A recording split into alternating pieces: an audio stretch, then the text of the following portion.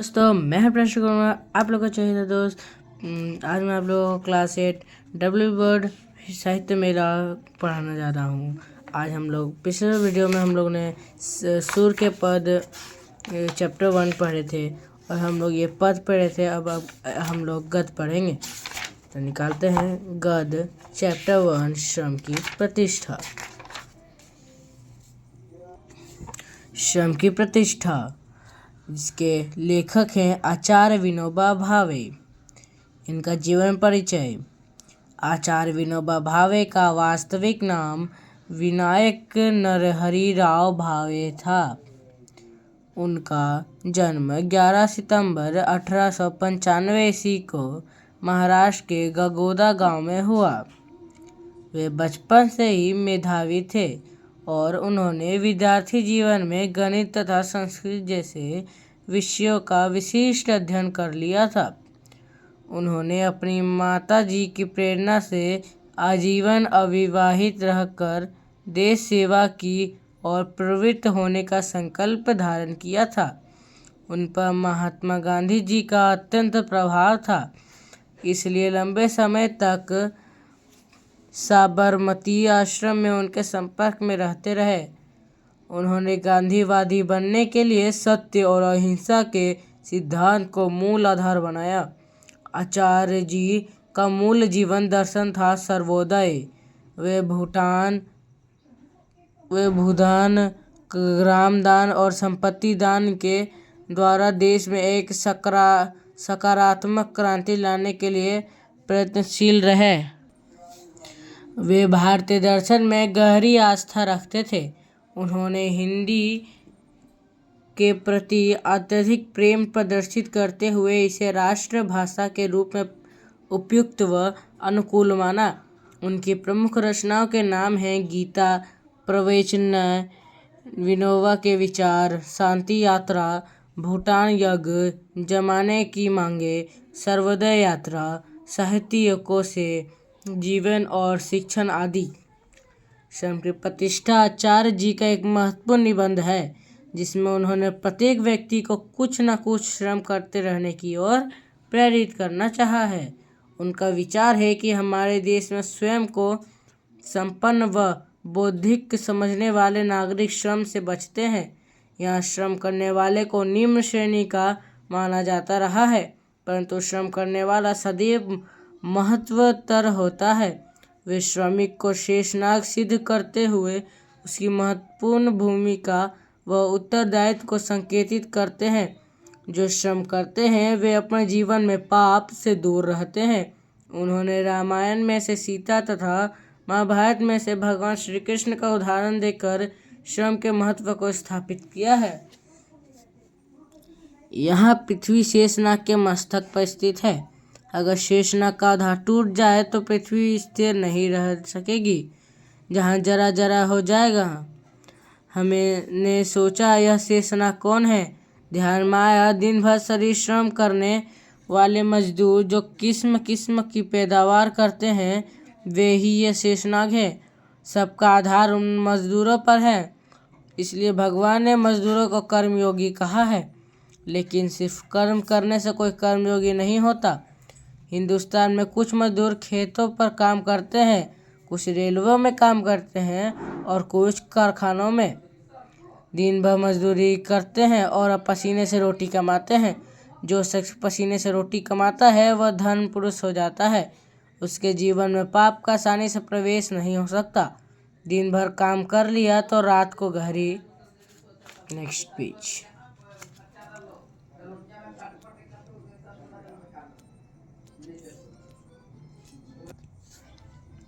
नींद आती है, न दिन में पाप कर्म करने के लिए समय मिलता है, न रात को कुछ सूझ सकता है, क्योंकि थका मादा शरीर आराम चाहता है। उसे नींद की जरूरत होती है। जिस जीवन में पाप चिंतन की गुंजाइश ही ना हो उसे धार्मिक जीवन होना चाहिए, पर ऐसा अनुभव नहीं हो रहा है। अनुभव तो यह है कि जो काम नहीं करते उनके जीवन में तो पाप है ही, पर उन पापों ने मजदूरों के जीवन में प्रवेश कर लिया है। कई प्रकार के व्यसन उनमें होते हैं, यानी केवल श्रम करने से कोई कर्मयोगी नहीं होता। हाँ, जो श्रम टालता है वह तो कर्मयोगी हो ही नहीं सकता। उसके जीवन में पाप है तो आश्चर्य ही नहीं, क्योंकि उसके पास समय फाजिल पड़ा है। जहाँ समय फाजिल पड़ा है वहाँ शैतान का काम शुरू होता है। इसलिए फुरसती लोगों के जीवन में पाप दिखता है तो आश्चर्य नहीं, पर मजदूरी करने वाले के जीवन में पाप दिखता है तो सोचना चाहिए कि ऐसा क्यों होता है। ऐसा इसलिए होता है कि वे कर्म को पूजा नहीं समझते। कर्म लाचारी से करना पड़ता है, इसलिए करते हैं। वे अगर काम से मुक्त हो सके तो बहुत जल्दी राजी हो जाएंगे। सच्चे कर्मयोगी की यह हालत नहीं होती। आज देहाती लोग भी कहते हैं कि हमारे बच्चे को तालीम मिलनी चाहिए।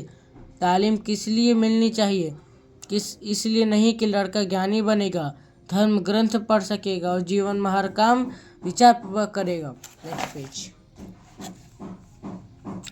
पर इसलिए कि लड़के को नौकरी मिलेगी और हम जैसे दिन भर खटते हैं वैसे उससे खटना ना पड़ेगा। मजदूर ऐसा सोचते हैं। काम के प्रति ऐसी घृणा मजदूरों में है, काम न करने वालों में तो है ही। दिमागी काम करने वाले लोग मजदूर को नीच समझते हैं। थोड़ा सा काम लेने के लिए जितनी मजदूरी देनी पड़ेगी उतनी देंगे, पर ज़्यादा से ज़्यादा काम लेंगे। ऐसी वृत्ति ही बन गई है, यानी उन्हें तो काम से नफरत है ही। मजदूर को भी काम से नफरत है। वह मजदूरी तो करता है पर उसमें उसे गौरव नहीं लगता। रामायण भी एक कहानी है, अच्छी है, सुनने लायक है। राम जी का वनवास हुआ तो सीता जी ने कहा मैं भी जाऊंगी। उसे आदत नहीं थी ऐसे जीवन जीने की, पर उसने निश्चय किया था कि जहाँ राम जी वहाँ मैं। पर जब कौशल्या ने सुना तो कहा सीता का जाना कैसे होगा? मैंने तो उसे दीप की बाती भी जलाने नहीं दी। यानी यहाँ भी काम की प्रतिष्ठा मानी नहीं गई।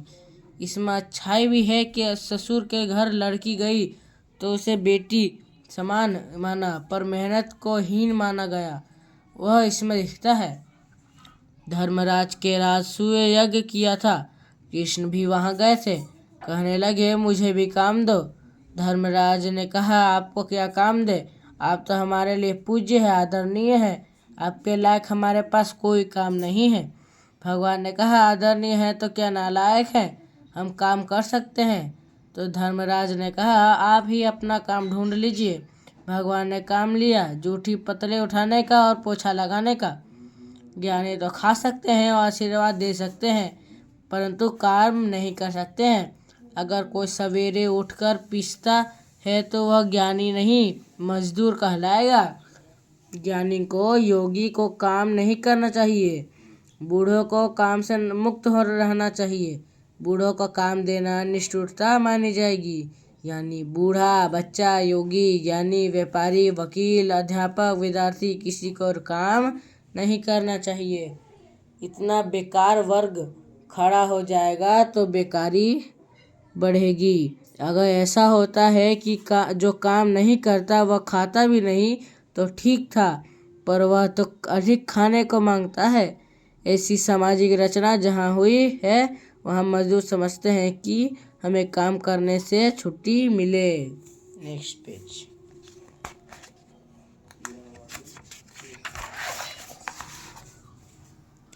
तो अच्छा होगा ऐसा समाज जहाँ लाचारी से काम करता है तो उसमें कर्मयोगी हो ही नहीं सकते।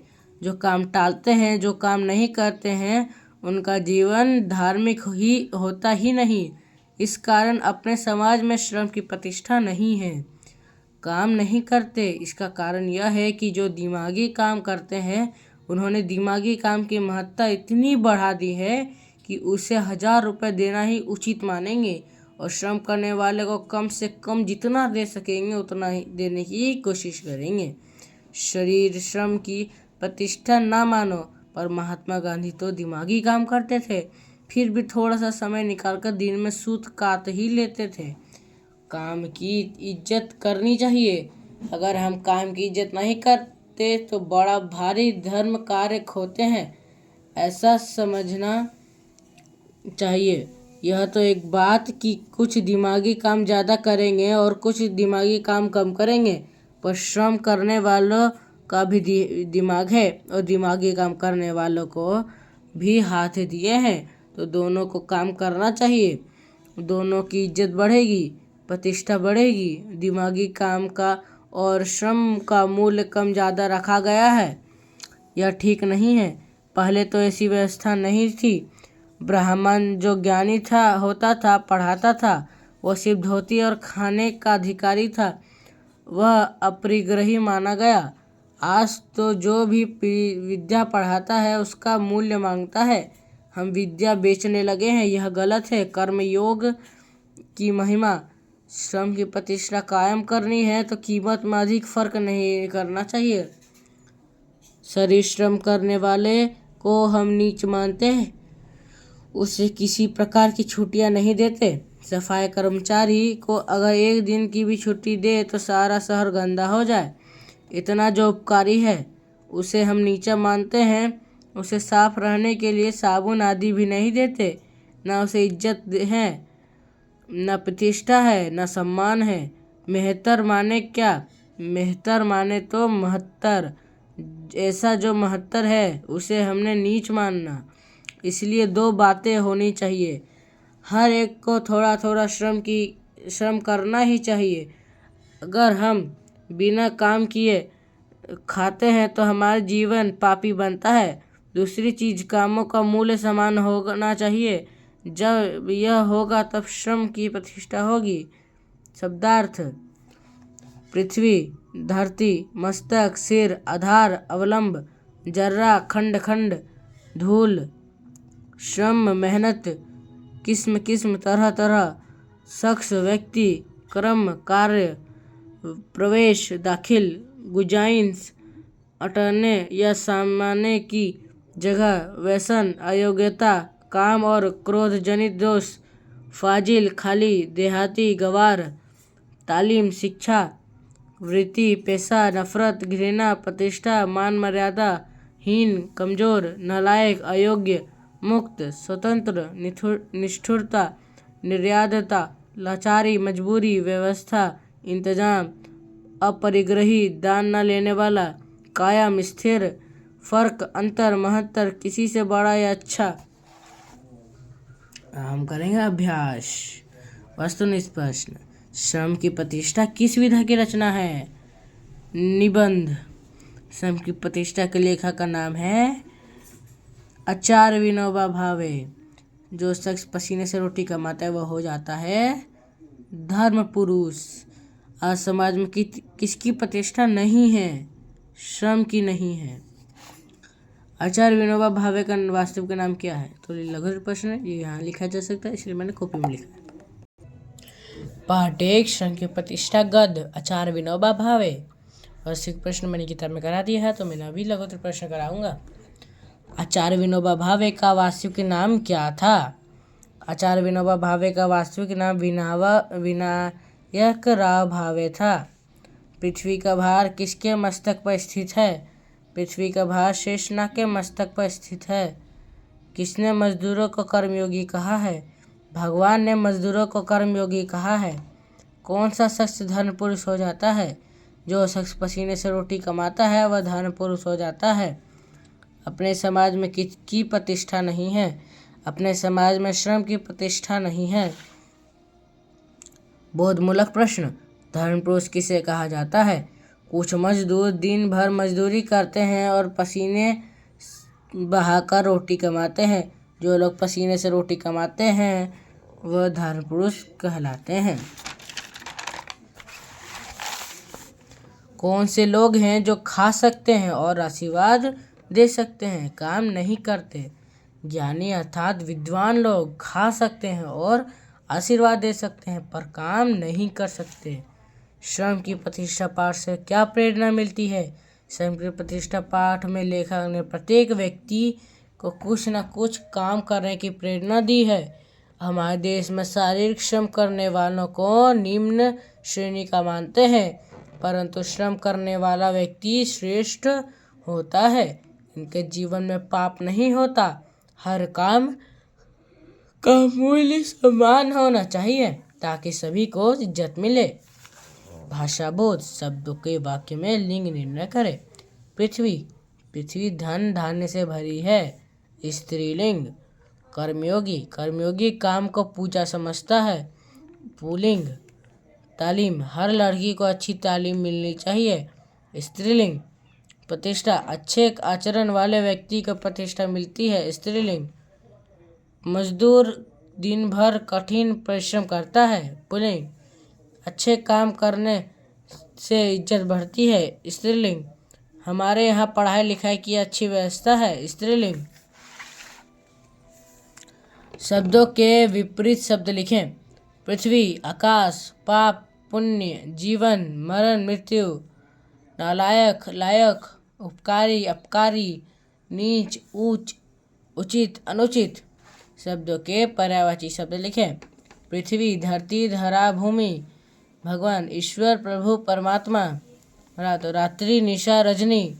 शरीर, देह, बदन, तन। लज्जा, लाज, श्रम, हया।